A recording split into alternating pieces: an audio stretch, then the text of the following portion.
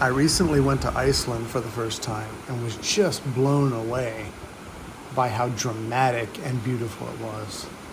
It was basically an entire island formed from volcanic activity, and you could just see it everywhere you went. It was stunningly beautiful and powerful at the same time. Everywhere you looked was either volcanic activity or fast-flowing water, the hot and the cold. Everything was hot or cold. It's like the whole nation is extreme. It's one or the other, nothing in the middle. Everywhere you look, something will either kill you or amaze you. We went there in May, June, so it wasn't really that cold, but it was still pretty cold. And it was coming into summer, so it was light. In the summertime, it doesn't get very dark.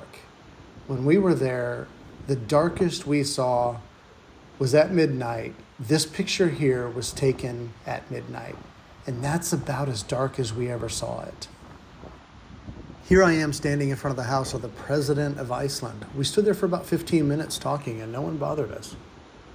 We spent a lot of our time outside the city on road trips because the countryside is just beautiful. You've got mountains, volcanoes, glaciers, and waterfalls. Everywhere we went, we saw the most beautiful waterfalls. And often you could be the only one around. You could just stand there and hang out and admire this amazing, gorgeous scenery without 1,000 people around you all the time. And that was really nice. You felt like you had it to yourself. And they were beautiful.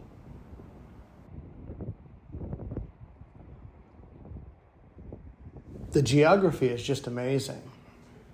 We went to a site where you could walk between the tectonic plates of North America and Eurasia. Normally they're submerged under the ocean. The North Atlantic ridge that runs all the way up through the Atlantic at the bottom of the ocean is this same thing. These are the two tectonic plates, and they're diverging, they're separating, and they move apart at all times every year, slowly, but they're moving apart. And Iceland is a place where you can walk between them. There's very few places on the planet where you can do something like that. And of course you can't see them move. They only move about 2 centimeters a year. But just the fact that you can see where this happens and walk around between North America and Eurasia is really impressive. Ironically, this same spot is where Icelandic government was founded. This spot actually right here in 930 AD is where the chieftains would all meet and would discuss law. For 300 years they didn't even have written law. It was oral law. But they would meet at this place, and of course at that time they would have had no idea that this was tectonic plates between two continents. It's kind of an irony. And they move apart slowly, but here in 2010 they jumped apart. You can see the gap. And they had to recreate a new walkway, and I mean that's pretty impressive just to be able to walk around in a place like that.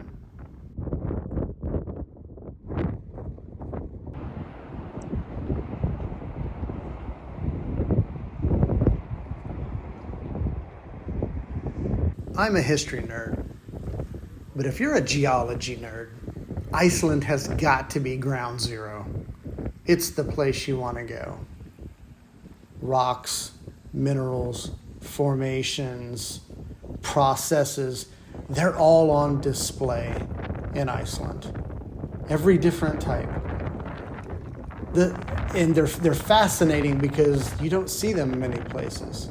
The sand is black. That's because it's volcanic. The pebbles are black. The rock is basalt. Everything is from a volcanic process of one sort or another, in one age or another. This is the Blue Lagoon. And the water is so blue. It's because it's full of silica. And despite how cold we were, because it was so cold, the water is actually really hot. I mean, it's a hot springs. And so many people come here to bathe in the water because it's supposed to be good for your skin, and it's a luxury resort, and it's kind of neat. And you can see that the place is just packed with people, but that water is about 104 degrees. It is really hot. And everybody was having a really good time. And it was a neat thing to see. We didn't get into the water because we had so many places that we had to go that day. But it was still neat to see. And I can see why it's a destination. The resort is actually pretty nice too. Right here you can see they're setting up for lunch. Everybody comes in, dries off, has lunch. It takes advantage of all the facilities. Everything's built into the rocks, which is really nice. You can see the rocks outside, and right here to the right, there's a wall that is part of the outside altogether. And the place was really nice, and it's a neat place to hang out. They do everything with the rocks. They actually took a rock and put it on the wall and put a light behind it and used that as a light fixture, which is really kind of neat. Everywhere you go in Iceland, the rock is on display, as well it should be. Here you can see up close some of the volcanic rock. That hot water coming out of the ground isn't just for recreation. 99.95% of Iceland's electricity is produced with either geothermal or hydropower. They capture the hot water coming up out of the ground virtually everywhere in Iceland and use it to produce electricity or send it directly to provide heat. Here, there was a walkway here that was actually consumed by hot water just coming up out of the ground. That is boiling hot water, extremely hot. You'd lose your fingers if you touched it. But anyway, this water comes up all over the place. And when they find it, they capture it and they use it to produce electricity, or they use it, as I said, to generate heat. You can't really tell it here because I have the sound cranked down, but the wind was so powerful here you could barely even stand up. It was really, really forceful, and it was a neat place. This is another area in Iceland where the bridge between continents is visible, where you can stand between the two tectonic plates. Of course, it runs all the way across the island of Iceland, so you can see it in several different places. The southern coast of Iceland is so pretty, especially on days like these where it's sunny, because you can get bad weather, obviously, but on days like this, where you can just see for miles and miles, it's just gorgeous.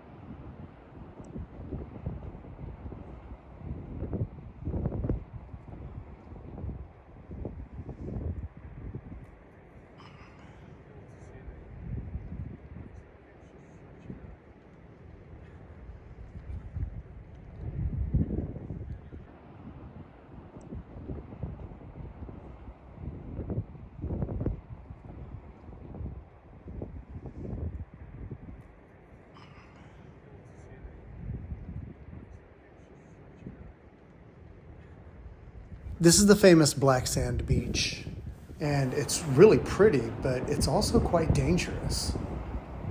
Apparently these phantom waves come rushing up the beach and drag people out into the water, and the water's very, very cold. And our guide wouldn't even let us get anywhere close to where we thought the water would come up to. He said, no, don't get anywhere near. Afterwards, we had lunch in Vik and then went to see some Icelandic horses.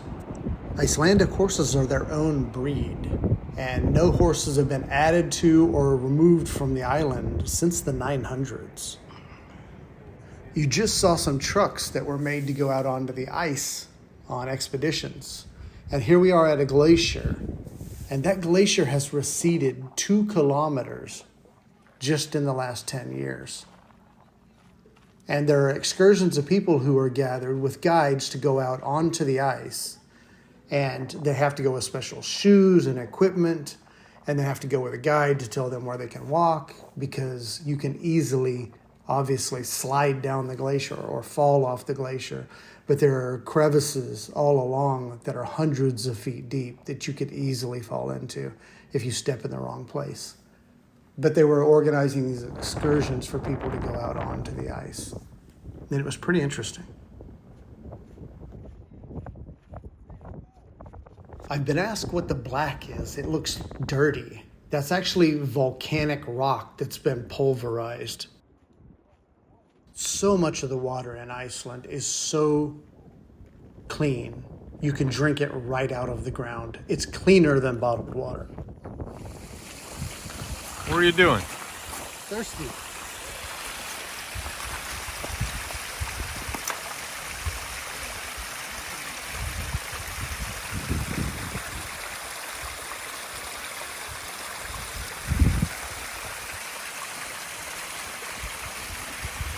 Better than the expensive stuff. I had asked one of the receptionists at the hotel if I could get some bottled water. And she said, sure, they sell it. It's $7 a bottle. But she also told me, don't buy it. That the water right out of the tap was cleaner. The water was actually several hundred degrees, and they had to cool it down so they could use it. So it's totally pure. This waterfall in particular is called, well, and I'm going to butcher the name of it because everything Icelandic is unpronounceable. Salhallinsfoss, I think is how you pronounce it, but that's one of the things about Icelandic, the language. You look at the words and then you hear them say it. It sounds nothing like how the word is written. And this one's written Salhallinsfoss, and maybe it's one of the easier ones to pronounce, I don't know, but we would laugh so many times when our guide Bjorn would tell us what something's called, and I would go to write it down, and I'm like, okay, you're gonna have to spell it. And I would start typing, and then I would look at it and say, okay, say that again? And he would say the word again, and I'm like, that is not what you just gave me to write down. It just sounds, I mean, I can see the letters, and you have some vague recollection of, you know, how that should be pronounced, and it's just nothing like it. But as I was just about to mention about this waterfall, it's so big and powerful, and you can see that because you can walk behind it. Here you can see the people in the distance walking behind the waterfall. And it gives you a sense of its scale, which is nice because often you can't really get a sense of the scale of these things. I got about 2/3 of the way around and couldn't go any farther because I was just drenched. The time when I happened to walk that direction to try and go there, I was getting pounded by water and walking across these rocks. And I'm like, yeah, this is just not a good idea. And I was like, okay, that's enough. I'm not going to risk this and get back there. But this was one of the more powerful and impressive waterfalls. And then others, like this one, are just peaceful and quiet, and you know, it's like it's almost in a different world, although it's, you know, and obviously only a few miles really from the other one. But here you could also see the weather, how it's changed, and how it's overcast and dark and cloudy, and even though at this time it was really only about 40 degrees, but 40 degrees in Iceland with the rain and the wind and everything all together just feels significantly colder than I would think 40 degrees is. You know, we feel 40 degrees all the time, it's nothing, but there when you would get it it felt different. And then, of course, it gets much colder than that. But at that time, it was it was just powerful. These cliffs, you can see the rock there, and so many times you can see this basalt in these like columns or hexagonal, towers, and how the formations it makes and breaks apart were really, really interesting to look at. And you would see it everywhere. Like I said, everything's volcanic in Iceland, but it made some really cool areas to look at. This spot here is called the Heldnar Arch, obviously because of this hole in the rocks, this arch that is formed, and the waves coming in. It was just fascinating to stand there and look at it and feel what it must have been like to explore this coastline. They fished this coastline, and there were places where they had big iron and steel encasements on the land that they had tried to use to send chains out to hold their fishing boats in place while they fish. And of course they didn't work. The sea's just too powerful. But you would see the remnants of these encasements and just wonder about the shipwrecks. This beach here is actually called Shipwreck Beach because the waves can come all the way into this inlet. It looks like it's so far away from the water that it never would. But as I mentioned on Black Sand Beach earlier, sometimes the waves really come inland. This area here is strewn with wreckage from shipwrecks. You're not allowed to touch it. That's actually what that sign there is that the people were looking at. But that's big wreckage from ships, and you're not allowed to touch any of it. But the water comes in all the way up to here, often without much warning. And this mountain here was in Game of Thrones. This waterfall in this mountain apparently was in Game of Thrones somewhere. I don't know exactly where, but it was a really cool peninsula, an area to be at. It was desolate, and the nature, of course, like everything in Iceland, just takes over. And it was really, really impressive. My buddy Nate almost fell off of this cliff and into the area. The guide fortunately pulled him back at the last second. Everything in Iceland is about that fire and ice. And if you're lucky growing up, your parents had good taste in music. Mine did. But it was their music, not my music. It wasn't until I was about 9 or 10 that I found my music. I was sitting in my room, and on the radio I heard, "We come from the land of ice and snow, from the midnight sun where the hot springs blow. The hammer of the gods will drive our ships to new land, to fight the horde and sing the cry, Valhalla, I am coming." Now, recounted in my pedestrian and nondescript voice, it means very little. But screamed by Robert Plant, with Jimmy Page, on that iconic guitar riff, it blew my 9-year-old mind. This wasn't my parents. This was me. And I sat there for 2 days with my little fingers hovered over the play and record button on my boombox just to try and get a recording of it. I had no idea what it was. I had never heard it before. And it wasn't even new. Led Zeppelin 3 came out in like 1970, and this was about 79 or 80. But this was mine. And this is what they were singing about. Iceland. These hot springs here. Again, I've mentioned how they recapture the heat and use it for electricity and for power. But this is a great example where you can walk around, look at the ground, boiling water just coming out of it. You can scoop your hand in the water, and you have to do it quickly because it's so hot it'll burn your fingers. Yet that water in the lake is freezing cold, and they're not 4 feet from each other.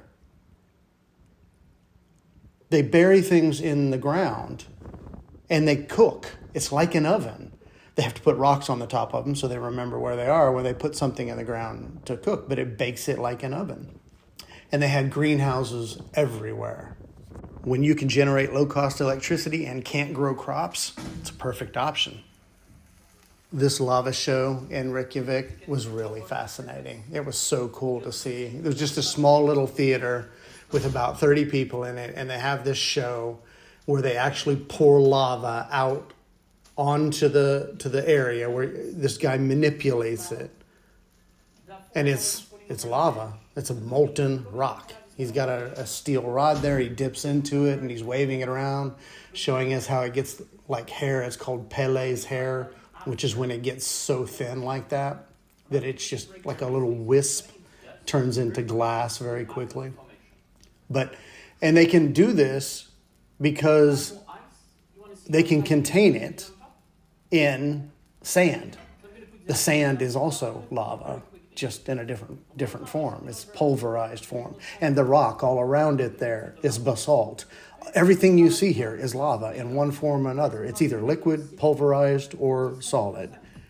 And all they have to do is let this stuff dry, or cool, and then they can scoop it up and put it back in the pile of lava. Here, he dumped a piece of ice on top of it. And watch to the right how this bubble comes up, because it sucks the moisture in and then blows it out someplace else. And that bubble turns to glass. It's the thinnest, tiniest glass you've ever seen, and then instantly breaks because it's so thin. It's less than paper thin, but it's actual glass because it's cooled that quickly because it was just a bubble and it was so thin. Watch him manipulate it here, and it just shatters and breaks. And that lava is still really, really, really hot, but it started to harden. So he pokes at it with the stick, and he's going to try and manipulate it and move it around. And all of this was fascinating. And I'm quite a distance here. I'm zoomed in pretty far. But the heat on your face just from this little amount of lava, you could just feel it. It felt like it was burning your face. Isn't that cool how he just lifts it up and it's just molten, but hardening, obviously. You can see the darker edges where it's already started to cool a little faster, but it's still super, super hot. Iceland is one of the coolest places on the planet. No pun intended. But it is ridiculously expensive. If you can afford a trip to Iceland, I highly recommend it. I feel like Ferris Bueller. A trip to Iceland. If you have the means, I highly recommend picking one up. But I feel so lucky to have gone because I will remember it for the rest of my life. It was just a fascinating place. Everywhere you look, something made your jaw drop. And it was stunningly beautiful as well.